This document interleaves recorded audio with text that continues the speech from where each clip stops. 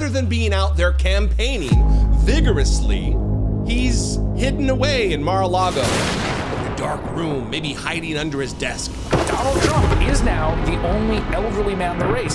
He would be the oldest president ever inaugurated if he wins in November. Well, thank you very much. Appreciate your being here. I think that our country is right now in the most dangerous position.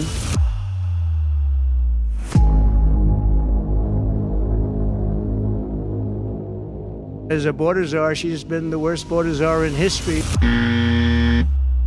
20 million people came over the border during the Biden-Harris administration. Millions of people were allowed to come into our country from prisons, from jails, from mental institutions, insane asylums. I don't know what I said. I don't remember. And you have people dying financially because they can't buy bacon, they can't buy food, they can't buy groceries, they can't do anything. I was doing very well with black voters, and I still am. White males way up. White males have gone through the roof. White males way up. It's possible that I won't do as well with black women.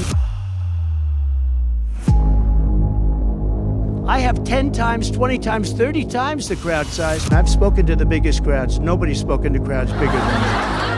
If you look at Martin Luther King, when he did his speech, his great speech, we actually had more people. For 52 years, they wanted to bring abortion back to the states. They wanted to get rid of Roe v. Wade, and that's Democrats, Republicans, and independents, and everybody. I think the abortion issue has been taken down many notches. I don't think it's a big factor anymore, really. You think you just fell out of a coconut tree? We have a vice president who is the least admired, least respected, and the worst vice president in the history of our country.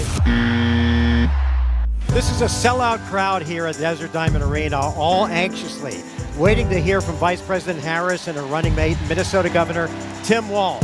And after attending Republican Vice President candidate J.D. Vance's rally last week, I can tell you that there is a difference. Many in that crowd were angry and resentful. This crowd, though, completely different. They've seemed energetic and optimistic. What's the most important issue to you in this upcoming election? I think the most important issue, obviously, women's rights, protecting abortion, but also protecting our democracy.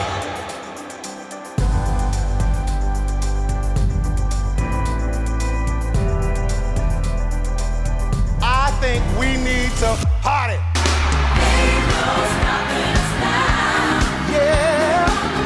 Look at where we are now. This is the type of movement the Harris campaign has been looking for. Look in Pennsylvania, a 4-point advantage. Wisconsin, a 4-point advantage. Michigan, a 4-point advantage. We got the big mo!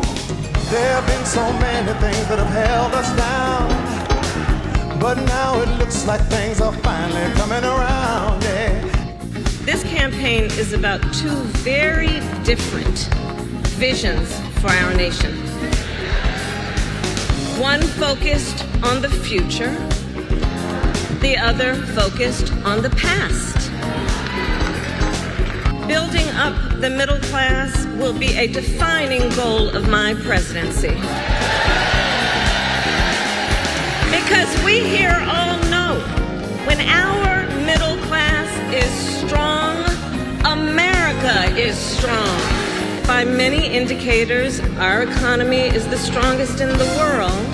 But while inflation is down and wages are up, prices are still too high. And when we win this election, here's what we're going to do about it. On day one, I will take on price gouging and bring down costs. We will take on corporate landlords and cap unfair rent increases. And we will take on Big Pharma to cap prescription drug costs for all Americans. We are not going back. Are you ready to get to work?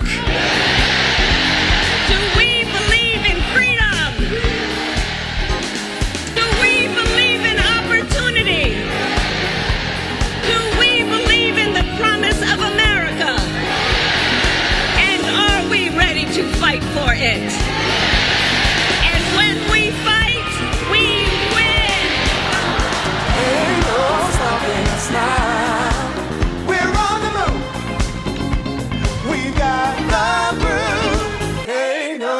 smile, baby, smile.